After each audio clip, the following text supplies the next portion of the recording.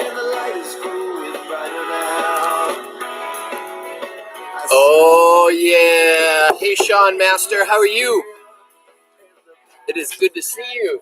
I have to go fix my door. And I've left it now with a wondrous glow. I think I'm still me, but how would you know?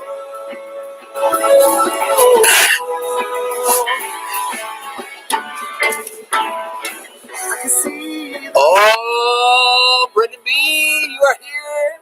Hello, Brian. How are you doing today, buddy? And the light is growing brighter now. The light is growing brighter now. Who else do we have here? Who else has shown up at 3:30? It's like I get to hang out with a whole bunch of friends every day. Good to see you, B. I'm glad you did such good work today, too. It was awesome. Good compound sentences today that we worked on. It's nice to see you. Sorry, I have to polish my glasses because my glasses are not working as cleanly as I'd like them to be because it's been a busy day. Oh, Mag, you're here. Nice to see you, too. Good to see you. Hello, hello, hello. We have a whopping, I think, about 1 minute. Let me think about some of the things that we have worked on. The light is growing brighter now. Yes, I have chosen this song for the specific reason of wanting to make sure that we remind ourselves of how important light is in this story, how it brings brilliance into the wide-eyed, brand newborn Despereaux. It is what shocks Chiaroscuro to want to be in the upper parts of the castle. It's a great song by my band Fish, and I think I'm going to kill that so that I can make sure that I am attentive to you and you only. Because one of the things that I have a hard time with is paying attention to more than one thing at one time. I know moms are much better at it than I am, but I'm not always perfect with it. Good day, ladies and gentlemen. It is 10 seconds to go time. I am going to bring up a couple things that I want to talk about before we get started. And hello. Hello, hello, hello. Mr. O'Keefe here, John O'Keefe here from Atlanta, Georgia. Beautiful, beautiful May day here. A little cool around the edges. And right after this is the perfect time to get barefoot and go and play outside. We have our egghead master and we have our gargoyle who have come back to be a part of our experience today. And I want to teach you a little bit about something very important when it comes to figurative language. But before I do that, any of my youngster readers, today, I want to let you know that you're going to be introduced to a brand new character. I am going to say to the parents of the youngsters, but just being aware of it, today we are going to hear about some pretty cruel actions that a parent or an adult who takes over responsibility of a child, they do some pretty mean things. We're going to use the word clout. The word clout means, in this case, getting a good clout means to be hit. It means to be beat up a little bit. It means that which I pray none of you in your life ever have to experience. If any of our friends out there who have been experiencing an adult hurting you, please, this probably isn't the right place, but email me and let me know, or go and talk to a very safe person in your life. But I will tell you that today you are going to be introduced to a character who I love very much, and you will fall in love with her as well. But she has a bad experience when she was given away. And that's all I'm going to tell you right now. But you are going to hear about a man clouting her. And it happens often. I also want to let you know before we get started a little bit of background in regards to something that happens, especially to wrestlers. So if my man JP happens to be out there, or anybody else who's a big wrestling fan, I want you to know that if you happen to get your ears pulled on a lot, or if they happen to get yanked on a lot, or if they happen to get a lot of swelling or stuff like that, you get what's called cauliflower ear, which is kind of like your ears begin to have a response to being hurt so much that they start kind of growing these kind of round protective pieces and they start closing off. So one of the things that I want to say before we get started is that there is a little bit of violence. That's why it says there's graphic detail in this one. And beyond that, it will make you feel sad for this main character as we get started. The only other thing that I wanted to touch base on before we get going in our reading is the idea of personification. Personification, I want to go back to because yesterday's reading had a whole bunch of it. Personification is the idea that, do you hear at the beginning of the word personification? It is a form of figurative language where something that is not human gets to have human characteristics. A chair dancing across the floor means that it's moving across the floor in such a way that it makes it look like it might be dancing. When I skidded across the floor, it tickled the floor and it giggled. A floor is not going to giggle, but me moving quickly across the floor and me making it into kind of a person that giggles when I tickle it as I I happen to go by, that's what it means. So I just want you to be aware as we go further. This story has a lot of personification in it. Not just the fact that Despereaux talks, not just the fact that Chiaroscuro talks and that humans can talk back. That's not what I mean. I mean things that are inanimate, things that cannot move on their own, have these characteristics that they sneeze or they giggle or they laugh or they fly by. All these kinds of things are what are called personification, and they make your writing very, very interesting. So, ladies and gentlemen, that is my lesson for today. I want to tell you how excited I am. Finally, the book showed up. Oh, finally. We have gotten to the third book. I want to show you. So this is the third book. You're going to notice that I finally got my book on the third book, and so I put the date here because I own the book. Don't do this to your media center books.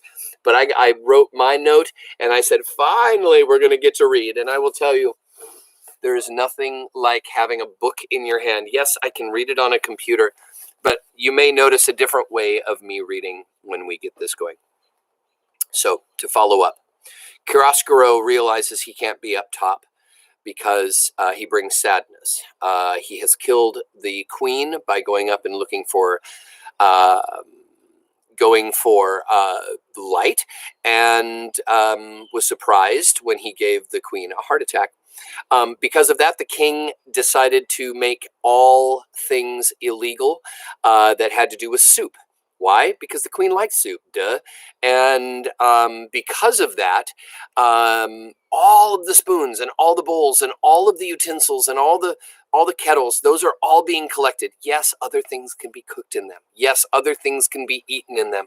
But you have to understand that this is a dramatic situation that's happening in the story, duh. All right, so ladies and gentlemen, without further ado, we are now into the book called Go! The Tale of Miggory Sow. I'm going to try a new language today, or a new dialect, for while I read.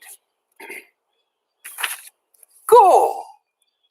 Go is, in the way it is, it's capital G-O-R with an exclamation mark. And that means, gosh! But she says, go! I think it's English. So I'm going to use an English accent because that's what I hear when I hear her stories. Chapter 24. A handful of cigarettes, a red tablecloth, and a hen. I remember this. Do you recall who had a red tablecloth? Do you remember who sold something for the set of cigarettes and a hen And a red tablecloth? Again, reader, we must go backward before we can go forward. That said, here begins a short history of the life of Miggory Sow, a girl born into this world many years before the mouse Despereaux and the rat Chiaroscuro. A girl born far from the castle, a girl named for her father's favorite prize-winning pig, Miggory Sow. Sow is a word for pig, female pig. Miggory must be the female pig that she's named after. To be named after a pig, what kind of life do you think that means? Miggory Sow was 6 years old when her mother, holding on to Mig's hand and staring directly into Mig's eyes, died. "Ma," said Mig, "Ma, couldn't you stay here with me?" "Oh," her mother said, "Who is that? Who is that holding my hand?" "It's me, Ma, Miggory Sow." "Ah, child, let me go." "But I want you to stay here," said Mig, wiping first at her runny nose and then at her runny eyes. "You want," said her mother. "Yes," said Mig, "I want." "Ah, child, and what does it matter what you want?"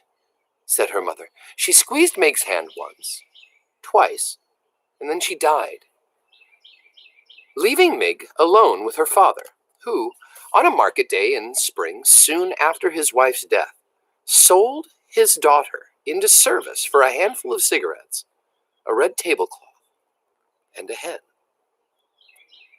"Papa," said Mig, when her father was walking away from her with the hen in his arms, a cigarette in his mouth, and the red tablecloth draped across his shoulders like a cape. Simile. "Go on, Mig," he said. "You belong to that man now." "But I don't want to, Papa," she said. "I want to go with you." She took hold of the red tablecloth and tugged on it. "Lord, child," her father said, "and who is asking you what you want? Go on now." He untangled her fingers from the red cloth, turned her in the direction of the man who had just bought her. Mig watched her father walk away, the red tablecloth billowing out behind him. He left his daughter, and, reader, as you already know, he did not look back, not even once. Can you imagine it? Can you imagine your father selling you for a tablecloth, a hen, and a handful of cigarettes? Close your eyes, reader, please, just for a moment, and consider it for just this second. Done? I hope that the hair on the back of your neck stood up as you thought of Mig's fate and how it would be if you were that child. Poor Mig. What will become of her? You must, frightened though you may be at this moment, read on and see for yourself. Reader, it is your duty. I love how this author talks to you as though you are right here. This is an incredibly cool piece of work. Chapter 25, A Vicious Circle. Miggory Sow called the man who purchased her Uncle, as he said she must. And also, as he said she must, Mig tended Uncle's sheeps, and cooked Uncle's food, and scrubbed Uncle's kettle. She did all of this without a word of thanks or praise from the man himself. Another unfortunate fact about life with Uncle was that he very much liked giving Mig what he referred to as a good clout to the ear. In fairness to Uncle, it must be reported that he did always inquire whether or not Mig was interested in receiving the clout. Their daily exchange went something like this. "I thought I told you to clean the kettle." "I cleaned it, Uncle. I cleaned it good." "Ah, it's filthy. You'll have to be punished, won't you?" "Go, Uncle. I cleaned the kettle." "Are you saying that I'm a liar, girl?" "No, Uncle." "Do you want a good clout to the ear, then?" "No, thank you, Uncle. I don't." Alas, Uncle seemed to be as entirely unconcerned with what Mig wanted as her father and mother had been already. The discussed clout to the ear was always delivered. Delivered, I am afraid, with a great deal of enthusiasm on Uncle's part, and received with absolutely no enthusiasm at all on the part of Mig. These clouts were alarmingly frequent, and Uncle was scrupulously fair in paying attention to both the right and the left side of Miggory's sow. So it was that after a time the young Mig's ears came to resemble not so much ears as pieces of cauliflower stuck to either side of her head. And they became about as useful to her as pieces of cauliflower as well. That is to say that they all but ceased their functioning as ears.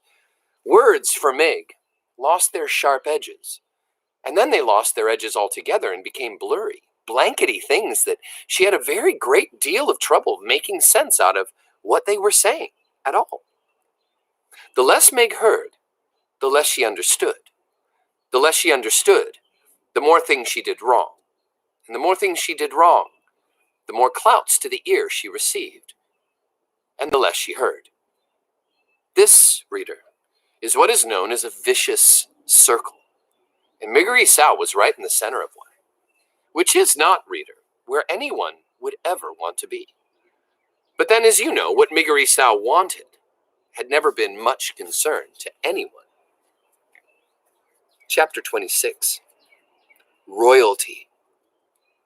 Now, so far you're looking at me going, Mr. O, why are you sharing this kind of story with me? Why are you teaching me about this sad, sad girl who gets treated disrespectfully by a man who bought her for a tablecloth, a hen, and some cigarettes?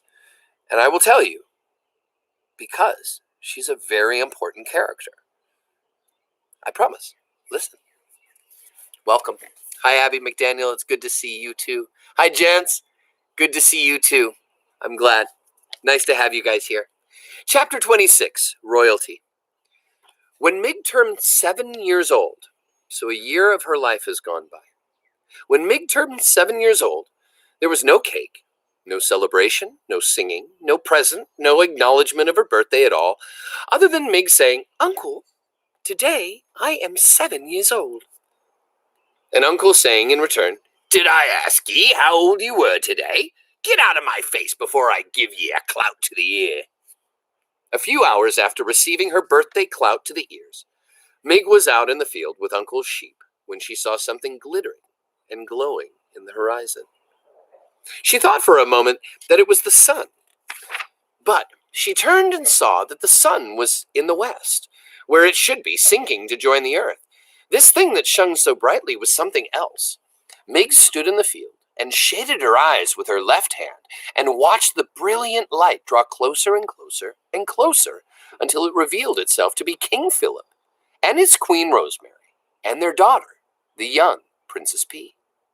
The royal family was surrounded by knights in shining armor and horses in shining armor, and atop each member of the royal family's head there was a golden crown, and they were all, the king and the queen and the princess, dressed in robes decorated with jewels and sequins that glittered and glowed and captured the light of the setting sun and reflected it back to Miggory.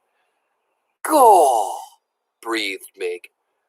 The Princess P was riding on a white horse that picked up its legs very high and set them down very daintily. The P saw Mig standing and staring, and she raised a hand to her. Hello, the Princess P called out merrily. Hello, and she waved her hand again.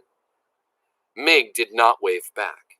Instead, she stood, stared, and watched, open-mouthed, as the perfect, beautiful family passed her by. Papa, cried the princess to the king, what's wrong with the girl? She won't wave to me. Never mind, said the king. It is of no consequence, my dear.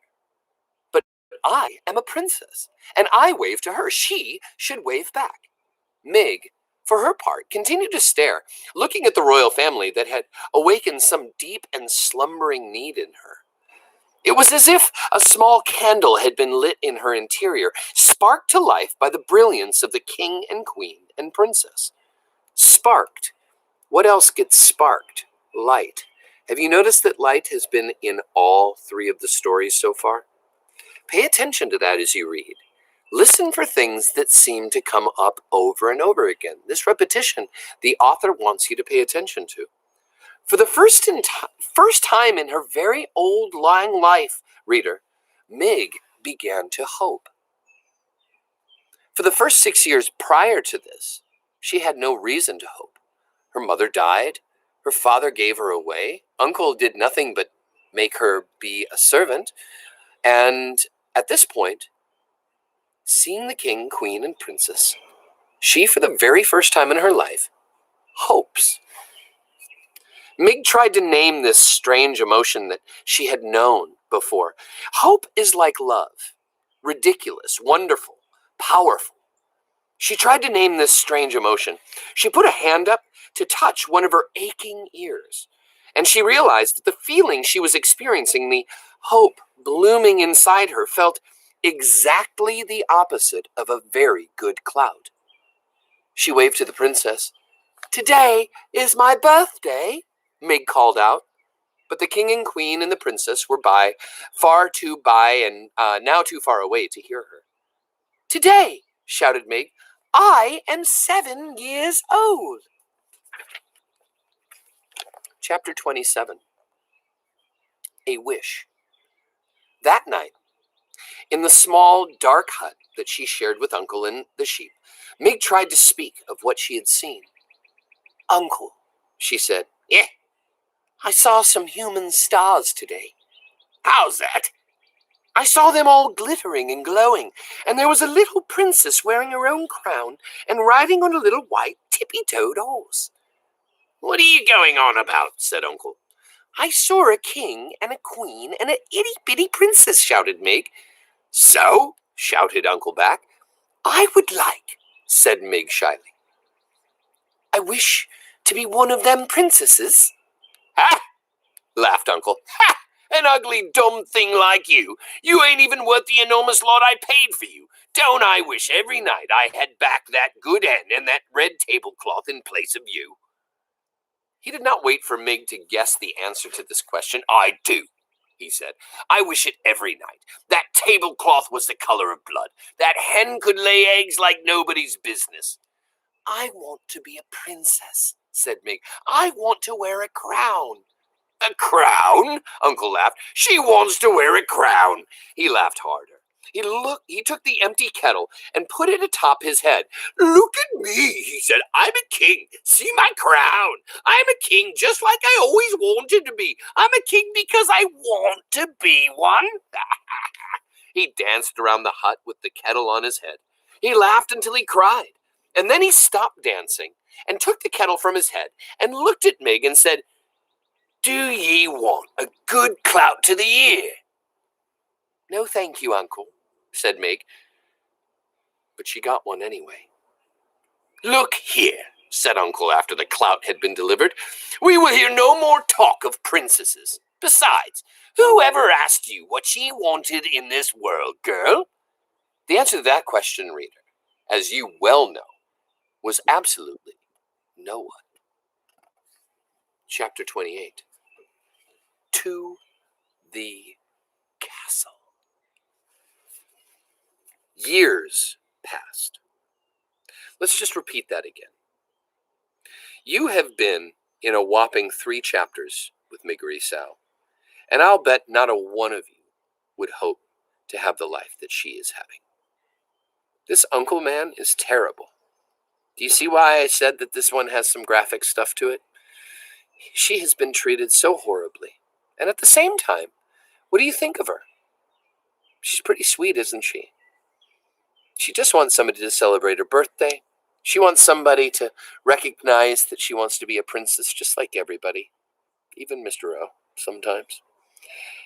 And so now we go to chapter 28, titled To the Castle. Years passed. Meg spent them scrubbing the kettle and tending the sheep and cleaning the hut and collecting innumerable, uncountable, extremely painful clouts to the ear. In the evening, spring or winter, summer or fall, Meg stood in the field as the sun set, hoping that the royal family would soon pass before her once again. "God, I would like to see that little princess another time, wouldn't I? And a little pony, too, with his tippy-toed feet." This hope, this wish, that she would see the princess again, was lodged deep in Meg's heart. Lodged firmly right next to it was the hope that she, Miggory Sow, could someday become a princess herself. The first of Meg's wishes was granted. In a roundabout way, of course, when King Philip outlawed soup. The king's men were sent out to deliver the grim news and to collect from the people of the kingdom of Dor their kettles, their spoons, and their bowls. Stop. Why did he collect all these things again? Oh, I hear it. I hear you. Why? Because of the death of his queen. So now we're caught up. We now know that Despereaux, by this point, is in the Deep Downs dungeon with Gregory. We know that Chiaroscuro has already retreated back to the Deep Down dungeon. And Miggory, on this same day, is seeing that they are collecting all the kettles, the soup, and the bowls, not just from the people in the castle, but all the people in the kingdom of Dor. Let's see what happens because of that cause and effect. Reader, you know how exactly how and why this law came to pass, so you would not be as surprised as Uncle was when, one Sunday, a soldier of the king knocked on the door of the hut that Meg and Uncle and the sheep shared and announced that soup was against the law. "How's that?" said Uncle. "By royal order of the King Philip," repeated the soldier, "I am sent here to tell you that soup has been outlawed in the kingdom of Dor. You will, by order of the king, never again consume soup, nor will you ever think of it or talk about it. And I, as one of the king's loyal servants, am here to take from you your spoons, your kettle, and your bowls." "But that can't be," said Uncle. "Nevertheless, it is," the soldier said. "What'll we eat? And what'll we eat with?" "Cake," suggested the soldier, "with a fork." "And wouldn't that be lovely," said Uncle, "if we could afford to eat cake?" The soldier shrugged.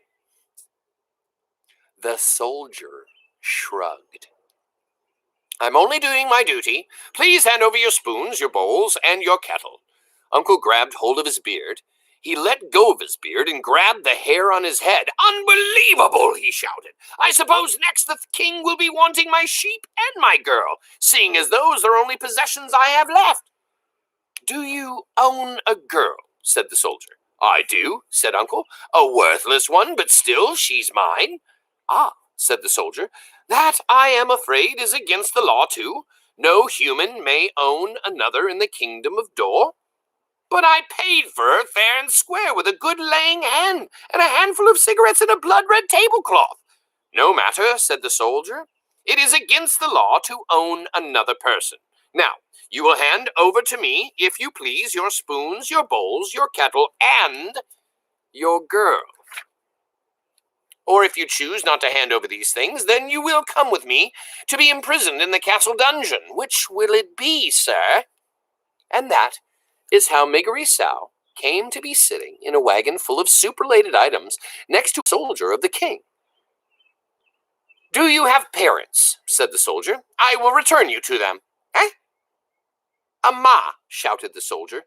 "Dead," said Mig. "Your pa," shouted the soldier. "I ain't seen him since he sold me." "Right. I'll take you to the castle then." "Gaw," said Mig, looking around the wagon in confusion. "You want me to paddle?" "To the castle," shouted the soldier. "I'll take you to the castle."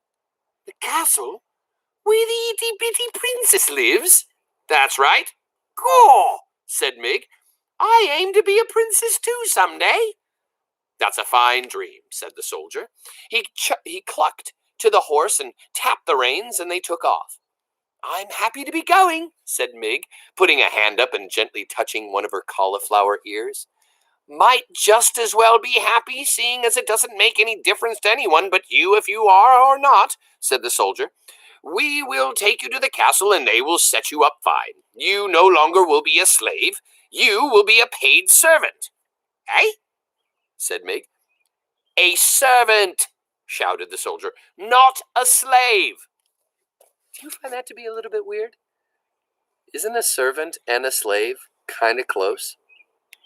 Listen to how he's making it sound better. I guess she will be paid, so maybe that will be the benefit, but she's still working for someone. Let's see how she responds. "Gaw," said Mig, satisfied. "A servant I will be, not a slave." She was 12 years old. Her mother was dead. Her father had sold her. Her uncle, who wasn't her uncle at all, had clouded her until she was almost deaf, and she wanted more than anything in the entire world to be a little princess wearing a golden crown and riding a high-stepping white horse. Reader, do you think that this is a terrible thing to hope for, when there is really no reason to hope at all? Or is it, as the soldier said about happiness, something that you might just as well do, since in the end, it really makes no difference to anyone but you? Chapter 29. Start with the curtsy and finish with the thread. Thread. Curtsy. Curtsy. Curtsy. I know what that word is. That's like saying, like a lady goes, "Hello." Let's find out. Last chapter of today. Oh, I'm so excited. Chapter 29. Start with the curtsy and finish with the thread. Miggory Sow's luck continued. On her first day on the job as castle servant, she was sent to deliver a spool of red thread to the princess. "My," said the head of the serving staff, "a dour woman named Louise. She is royalty, so you must make sure you curtsy." "How's that?" said Mig. "You must curtsy," shouted Louise. "Go," said Mig. "Yes'm." She took the spool of thread from Louise and made her way up the golden stairs to the princess's room, talking to herself as she went. "Here I am, off to see the princess. Me, Miggory Sow, seeing the princess up close and personal like. And first off, I must curtsy because she's royalty." At the door to the princess's room, Mig had a sudden crisis of confidence. She stood a moment, clutching the spool of thread and muttering to herself. "Now, how'd that go?" she said. "Give the princess the thread, then give her a curtsy? No. First the curtsy, and then the thread. That's it. Go, that's right. That's the order. Start with the curtsy and finish with the thread." She knocked at the princess's door. "Enter," said the pea. Mig, hearing nothing, knocked again. "Enter," said the pea, and Mig, still hearing nothing, knocked yet again. "Maybe," she said to herself, "the princess ain't no home." But then the door was flung wide, and there was the princess herself, staring right at Miggory Sow. "Go," said Mig, her mouth hanging open. "Hello," said the pea. "Are you the new serving maid? Have you brought me my thread?" "Curtsy I must," shouted Mig. She gathered her skirts, dropped the spool of thread, stuck a foot out, and stepped on the spool, rocked back and forth for what seemed like quite a long time, both to the watching princess and the rocking Mig, and finally fell to the floor with a Miggish thud. "Whoopsie," said Miggory Sow. The pea could not help it. She laughed. "That's all right," she said to Mig, shaking her head. "It's the spirit of the thing that counts." "How's that?" shouted Mig. "It's the spirit of the thing that counts," shouted Mig. "Thank you, miss," said Mig. She got slowly to her feet. She looked at the princess. She looked down at the floor. "First the curtsy, then the thread," Mig muttered. "Pardon," said the pea. "Go," said Mig. "The thread!" She dropped to her hands and knees to locate the spool of thread.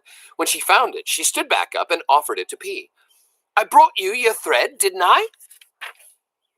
"Lovely," said the princess, as she took the thread from Mig.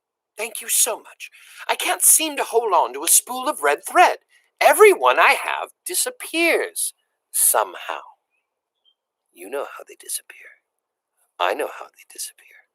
Because our main character, Despereaux, had some red thread wrapped around his neck to mark that he was the sign of death. Now, I know why the red thread disappears. Have you ever lost a thing of red thread? Maybe it's the mice in your house. "Are you making a thing?" asked Mig, squinting at the cloth in the P's hand. I am making a history of the world, my world, said the P, in tapestry. See? Here is my father, the king, and pause. If you're wondering what a tapestry is, you might want to think about I'd kind of say like a rug, but a tapestry is usually hung on the wall. Back in the very old days, people used to sew tapestries with lots of different colors and sometimes pictures to show things because photography and cameras and iPhones and all that stuff didn't exist back in castle days. So they are these large things. They also used to keep the cement or stone walls a little bit warmer because the rugs would be kind of like your comforter, you know? So she's making a tapestry. And what's on the tapestry? A history of the world, or at least her world. So listen to what she has on her tapestry. Here is my father, the king, and he is playing the guitar because that is something he loves to do and does quite well. And here is my mother, the queen, and she is eating soup because, well, she loves soup. Soup? God, that's against the law. Yes, said the princess. My father outlawed it because my mother died while she was eating it. Your ma's dead? Yes, said the P. She died just last month. She bit her bottom lip to stop it from trembling. Ain't that the thing, said Mig. My ma's dead too. How old were you when she died? Bold was I, said Mig, taking a step back away from the princess. I'm sorry then. No, how old? Bold would have been rude to the queen or the princess, and that's what Miggory heard through her cauliflower ears. But it was how old were you? How old were you? Shouted the P. Not but 6, said Mig. I'm sorry, said the princess. She gave Mig a quick, deep look of sympathy. How old are you now? 12? So am I, said the princess. We're the same age. What is your name? She shouted. Miggory, Miggory Sow, but most just call me Miggs. And I saw you once before, princess. You passed by me on a little white horse. On my birthday it was, and I was in the field with Uncle's sheep, and it was sunset time. Did I wave to you? I asked the princess. Eh? Did I wave? Shouted the P. Yeah, shouted Mig. But you didn't wave back, said the princess. I did, said Mig, only you didn't see. Someday I will sit on a little white horse and wear a crown and wave. Someday, said Mig, and she put up a hand to touch her left ear. I will be a princess too. Really, said the P, and she gave Mig another quick, deep look, but said nothing else. When Mig finally made her way back down the golden stairs, Louise was waiting for her. How long, she roared, did it take you to deliver a spool of thread to the princess? Too long, guessed Mig. That's right, said Louise, and she gave Mig a good clout to the ear. You are not destined to be one of our star servants. This is already abundantly clear. No, ma'am, said Mig. That's all right, though, because I aim to be a princess. You? A princess? Don't make me laugh.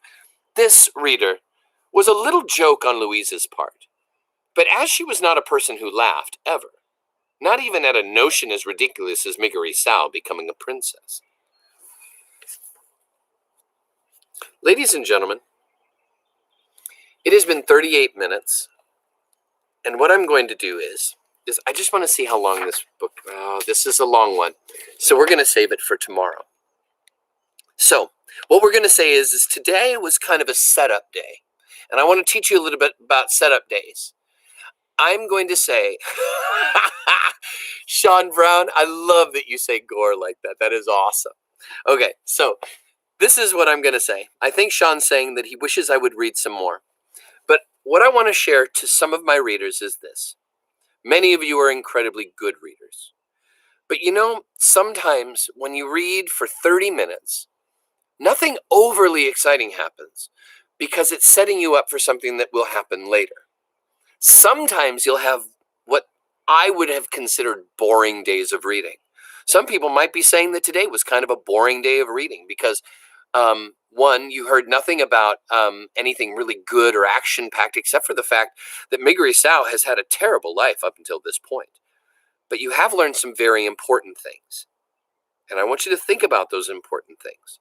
I want you to think about, why is it that we had to know that Miggory had such a bad time in life? Well, because it gave her bad ears. And because of those bad ears, she almost is kind of a cute, kind young lady, but she doesn't know very much. She's been kept pretty well kept. She's been a slave to uncle. She's lost her family, but we do know where one of her family members is. We do know where the man with the tablecloth is, or at least the man who used to have a tablecloth. He's down in the dungeon, right? And so Miggory, without her really knowing it, has actually moved closer to where her father is without knowing it. She has actually met the princess, all because of the fact that spoons and bowls and kettles were made illegal. So you put all of this together and you realize that without certain things, you don't get other things. And sometimes those things, that as terrible as they seem, sometimes may lead us to things that are more interesting and important later. Do you see that? So here's the thing. I have had lots of kids in my class that have always said, well, the story got boring. And I'm going to tell you something. Life can do the same thing to you. It can be a little boring at times. It's about, what do you choose to do with that time of boredom? Do you choose to complain about it? Do you choose to see it as a high point or a possibility? Do you see the light in it like Miggory did? Or do you just give up and say, well, that one was boring, I'm going to turn it off? You can't, because there's going to be a lot of things in this life that are going to be boring. Kind of like a few chapters in a book.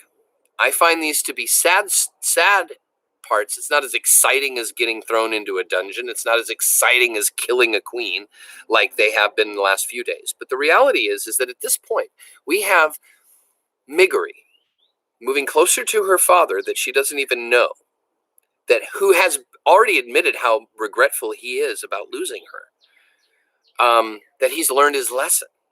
We have Chiaroscuro in the dungeon. We have Despereaux in the dungeon. We have Miggory upstairs working with the princess, who is in love with Despereaux, and Despereaux is in love with her, and has every intention of getting back. So I have a feeling that at this point, we have been introduced to some of the most important characters that we will need for the rest of the book.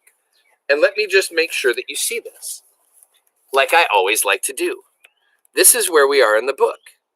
This is how much we have read, right here. This is how much book we have left. So there must be something coming, something very, very interesting. And isn't the information really fun to listen to? What I love about this author that's different about our Red Fern book is the fact that he, Wilson Rawls, didn't talk to you like this reader or writer is. Kate DiCamillo talks directly to you. That's a different style.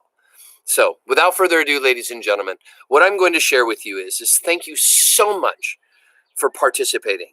Thank you so much for indulging me in being able to read. I hope that you understood Miggory's voice. I hope you understood Uncle's voice. If not, go get the book and reread it with me. That's a really great thing to do. Tomorrow at 3:30, we will come back together. Tomorrow is Wednesday. Tomorrow means that we have 3 days left with this book this week. And I will tell you, we're going to get a long way into it. We just read 24, 25, 26, 27, 28, and 29. So we've read 6 chapters today. We have read 6 chapters every day. I love you guys. Thank you for being here. If I can do anything to help any of you, write me a note and I promise to get back to you. Thank you so much for participating and loving these books. Come back to me tomorrow. Come back to us tomorrow and make it worthwhile. I love you so much. Thank you, Miss Mag. Thank you so much. Yes, Sean, I think you're starting to sniff out the idea. All of them need each other, but we've needed them to get to the castle together, and now we're there. I love you. And I'm so excited for you, Abby McDaniel, that you're here. Your boy can't be a princess. Oh, really? Boy, way to make a bunch of rules. Without further ado, I love you. Have a great rest of your day. Keep reading and get out of here.